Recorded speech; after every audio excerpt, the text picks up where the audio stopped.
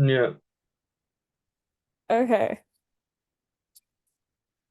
Hello, everyone, and welcome to the fourth episode of Hear Me Out. Now, today is a special episode as our member Deren has been invited to and attended the Delphi International Forum and is here to talk all about their experiences today.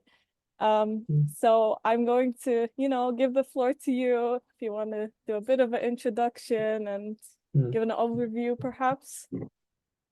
Sure. Yeah. Again, hi everyone. Lovely to be getting back into these again. So, like Aisha mentioned, I had the privilege of being invited to the ninth Delphi Economic Forum that is held in Delphi, Greece, on an annual basis. So, first of all, before that, I want to kind of like um, thank the DG Reform of the European Commission for kind of bringing this together, organizing this event, then kind of reaching out to UWC Cyprus, and I'll get back to that in detail. Like, what is UWC Cyprus? What is UWC Bosnia and Herzegovina? With kind of their linkages and relationships. Had me involved, got invited, and showed up to speak about. Again, I'll tell you in detail about what. And so the Delphi Economic Forum is this quite high-profile international forum that occurs annually, and it's just about speaking and like discussing and conversing all these global crises matters or relevant matters from around the world through international speakers, people in high seats, or educators, and there are different thematics that go on. So there are themes around education, peace, finance, economics, technology and innovation, more specifically this year, artificial intelligence, environment, the climate, um, people, and so on, and culture, and a few more. And this year it was from April 10th to the April 13th, including the 10th and the 13th, in total 4 days of over 800 panelists who showed up in Delphi over spread across like multiple venues to be speaking about whatever it is that they're going to speak about. All of that was also live streamed. So yeah, that was yeah. Should I should like go into what's appropriate Yes, right now? Should I of speak course. about? So, what was your role specifically, and Mhm. how did it go? What was the itinerary? Like, what did you do? What were the activities and things like that Okay. as well? Okay, sure. So how, yeah, why was I relevant in this forum? Why did I show up there? The reasoning behind this is I graduated from a high school called United World Colleges in Bosnia in Mostar, which and Mostar is a city in Bosnia and Herzegovina. And this school group is like so basically it's of this organization, this non-profit organization that has 18 colleges around the world, and their goal is to foster peace through the force of education. And the idea is to bring under a single roof or a single community and atmosphere to like students from all over the world. So usually, if a student body is of 200 people, you'll have representation from 150, 70 nations across the globe. So for me specifically, I in 2020 attended a school, graduated in 2022 in a school of 200 people from it was the last 2 years of high school, so from year 11 until the end of year 12. And this 200 student body was basically how I put it on the panel is like was a microcosm of the world. So thinking of the globe as condensed and represented through a 200 student body. Um, and yeah, and this is not just like old people, right? These are just like youth. We were talking about 14, 15, 16, 17, 18-year olds. And then to hear and see the world through the children's eyes is a complete different experience, also as a child yourself.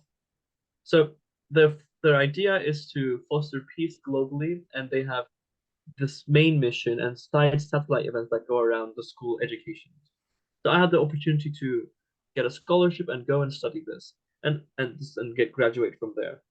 After that, I kept my affiliations with them. So UWC Cyprus is a committee now that is through funding, through scholarship funding with the European Commission, has the opportunity to send out sorry, send out students like myself to these colleges. So that's how it happened for me.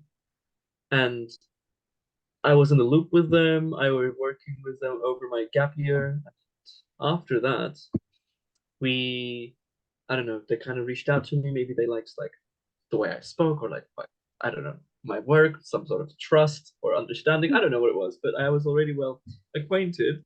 So Yeah. I got invited to go and speak about this, to speak about specifically the transformative power of peace education, right? Mm. And how that kind of like propels me through life, how what it is that I do now, how is it affected with the kind of education I had? How is it specifically relevant to the Cypriot context, to the post-conflict situation in Cyprus, with being divided, having the only divided capital in Europe, possibly, I'm not sure if it's still in the world, but definitely in Europe, and then just how's that made? What's the context there? Additionally, because of to kind of like do more propaganda for UWC here, advertisement is a better word to put it. UWC last year was nominated for the second time the Nobel Peace Prize because the mission is that effective, and there's so much proof and evidence around it, so much to show for now. So when we were invited to the Delphi Economic Forum, we also wanted to use that as sort of leverage. When we got invited as four panelists. So ideally, there was like it was not just going to be the students. There is the president of UWC, the Queen Noor, Her Majesty Queen Noor of Jordan, is the president of UWC, and she does a lot of um, work around like this kind of activism, education, and peace building.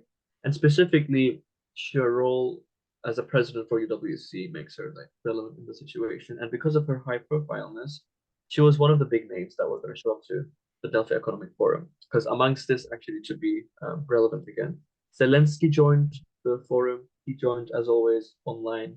There was a president of Slovenia, a few other Balkan presidents, of course, the president herself from the Greek president, and just many ministers and foreign affairs, defense, and global just ministers were there to speak Mm-hmm. about their whatever they have to share about the world. And I don't know, I'm kind of losing my train of track. So where was I going with this? Right, Queen of Jordan. She, because she's the president, she got invited, and she was going to speak about many things, including UWC.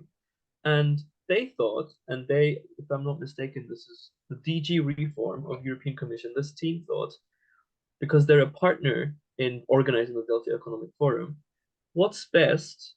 Isn't it better to have additionally students who are currently studying at UWC and have recently graduated to share their personal experiences on how effective this peace education actually is? And this was because, oh my God, yes, the head of horizontal processes, Ioannis, I'm sorry for not knowing your position. Ioannis Hagiannis is this Greek Cypriot man, and he now works for like he's like on a I like quite like a boss situation in this Director General of Reform, Structural Reform of European Commission, and he is a graduate of UWC himself. So from Adriatic in Italy from 31 years ago. When you watch the panel, he's the moderator there. Ioannis, Yes. lovely man. I recall. Love I him. recall. Sending her, yeah, you Yes. recall? Yeah, I So he recall. kind He of was brought a this kind in. man. He was like, Yeah. okay, yeah.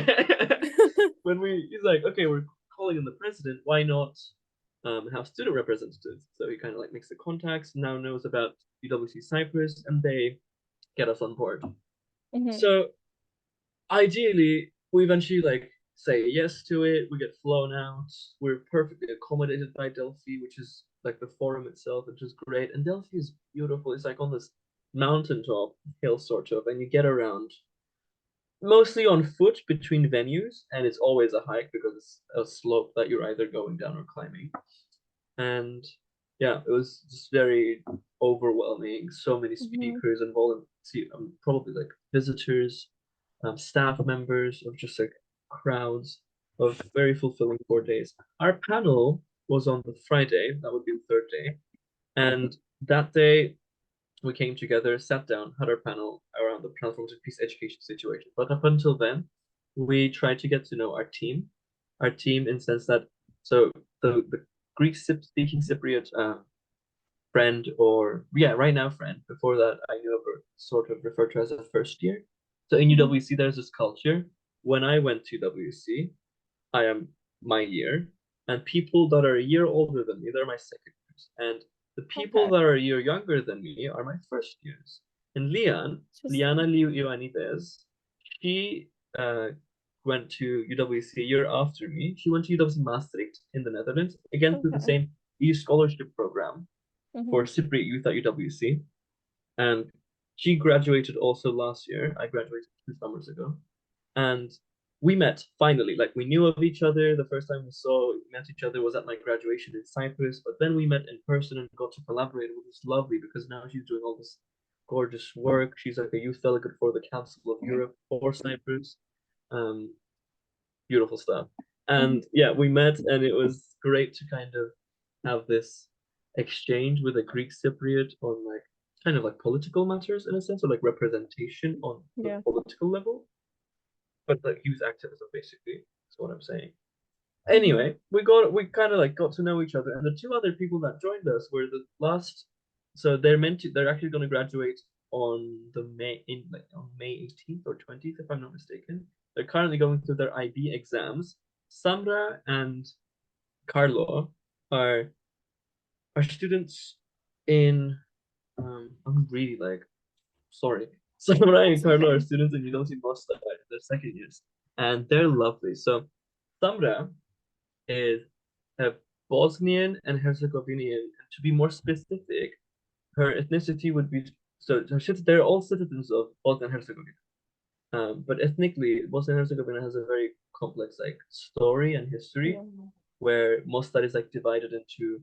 There's not necessarily a divide of physical borders and Hmm. checkpoints, not necessarily like Cyprus, but there are still very real divides in the minds of people. So Hmm. people don't cross to a certain side, or if they do, they're more cognizant of how they act, what they say, their language, and so on. And Samra is a representative of like the Bosniaks, which are also kind of like associated with their religion, in that case, Hmm. Islam, the Muslims. And then Carlo, citizen of Bosnia and Herzegovina, a Croat, and Croats are associated with their religion, Christianity, and they were representing that kind of divide from Mm. from Bosnia and Herzegovina, from the heart Okay. of the Balkans. Um, Yeah, it was in a lovely. So sense, yeah, in yeah, a sense, it's very similar to us as well in the terms of religious differences and yeah, the, I would say, how that contributed to the division as well as other things in Cyprus. absolutely, So, yeah, it's interesting to hear different cases of kind of similar things happening. yeah. Um, So I guess more on that, I would just advise you to go and watch the panel because they speak of it better than I did. So I lived there for 2 years, sure, but hearing it mhm, from them is completely different. Um, yes. yeah. So I spoke about what I did, but something to add, I think, here as a takeaway for me is I've spoken at another panel just before, like just not just before, but my only other experience of speaking on a panel where there's a moderator and there's a group of people sitting down and you kind of forwarded questions. Only happened once before, and it was in Cyprus. And I showed up to it unprepared. I showed up to it ready to answer questions, as I do with you over like this podcast. It's like, like immediate, whatever comes to my mind. As Hmm. for the Delphi Economic Forum, maybe it's just because of its how maybe it's like prestige or like this high profileness. These panels were rehearsed or like in a way Oh, choreographed. So what oh, I mean, interesting. yeah, it is interesting. I feel like this is required transparency because it's not a bad Yeah. thing. It's just I think interesting to add. Um, Hmm. Because but I also, because yeah, go ahead. while watching the panel, I I did feel that it was very natural, and I could have said that it would have been like a very open, first take kind of situation. But also I Mhm. was like, wow, this is very well spoken and everyone knows what they're saying. But also like it has that good balance, you know what I mean? That's what I was Yeah, thinking while I was watching it. So yeah, do continue. I'm curious to hear more about the rehearsal yeah, aspect. sure. I mean, the fact that it was, still very. like easy to listen. Like you said, like it felt as though those people were speaking their minds in that moment as it Hmm. was happening. Well, it's just because I think that was not the rehearsing or the choreography. That was just us, the speakers. I think we were just all good at that. Oh, Courtesy to all of my panelists. So yeah, where am I trying to go with this? Is to say that Delphi Economic Forum. So how intense this was in the way, kind of like give a good idea. There were parallel panels happening at the same time, meaning when you looked at the schedule to see, oh, what panel do I want to go and see and watch, listen to, be there present, there's six different panels you have to pick from for that hour. And there are different venues. There's so much going on, and that's, I guess, how you fit over mm, 800 panelists into different panels in the span of only 4 days. It's wow, by having just crazy. so many panels simultaneously, and they're so strict and sharp on time matters. So the Hmm. second the panel's done, you're speaking, it's just like, okay, you can go over time, but if you go over time, you're cutting other time. The day has to end later, so it's not ideal. They'll do it, but it's not what they want. And there's like 5 minute breaks between each panel. So keeping all that in mind and being mindful of that, we had to know what we had to say, not necessarily word to word, but the ideas, the train of thoughts had to be in a sense clear so that Hmm. I didn't have time to lose track, like as I've done right now, right in a way. So, which is very natural. We all do it. I'm Yeah, a speaker, but I love speaking, and what I'm trying to say is when I'm a speaker that loves accommodating all these tangents in my head. So when I'm yeah. thinking and say, oh, there's this to add, there's this to add, I feel the need to include all these nuances to make Hmm. my point as catering to all listeners as possible. But that's not the goal here. And that was a little challenging for me Yeah. because you're there to make a point. You're there as a speaker to kind of elicit a certain outcome. You're not just lecturing. It's not to teach something to someone, but it's to be also emotional in a sense, right? And I think Hmm. the panel had that effect. So speaking less and concise, but to the point, which I'm not the best at. Um, We do so like to go yeah, to different tangents every time we talk. absolutely. We're just like it's why you're just hearing me out, right? Exactly. That's the whole So point. that's the whole point. Mm. So we sat down before these meetings. So before the panel itself, we had basically going over our answers. So even before we flew to Delphi, we wrote our answers. We knew of the questions we were going to be forwarded. They kind of varied until we got to the panel, but not majorly. So we wrote out answers that we would like to present there and speak to the crowd, and that was workshopped 3, 4 times until we showed up to the real day. We would have in-person rehearsals, but rehearsals wouldn't be us really speaking it as though we're speaking to a crowd, but going over, oh, this is what I want to say, this is what I want to say next. And that's how I would say it, kind of. Mhm. And then on the day was actually the only time we acted because we had to, of just really speaking it. And it actually went so much better than our expectations. I think we were all like, oh, like all over in our heads about how we're gonna remember what response we have to say so to sound like sharp. It was all our ideas, don't get me wrong. We just had to Mhm. really make it fit to a Yeah. 3 minute mark because we also were on a time limit. We had to And make sure we were not. you could Yeah. tell it was all like very personal by the way you guys were speaking and the body language and everything. It was like you can't fault that. Like it was genuine. Um, but yeah, Glad. in the interest of time, I think we are approaching the end slowly. But I was going to ask you if you had any final messages, like a takeaway from the forum, maybe something to do with peace, one message or maybe two. Okay, a good takeaway to something to end this on would be it's happening. Hope is here. Peace, we can achieve it. The fact that, as youth, because we here as the Youth Leadership Forum of this podcast, um, we are here to preach that youth has valuable insights to add to any conversation and discussion.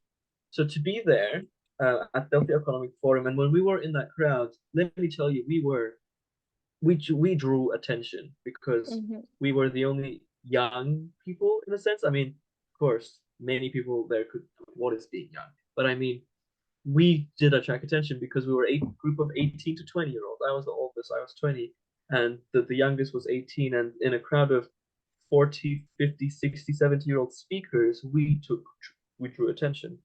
For that reason, to be there and before starting to speak, have to reiterate, oh, thank you for like having us here as the youth to kind of like hear our points, to be able to straight away get into the point we wanted to make and be taken seriously for it. At least that's how we were made to feel, which was incredible.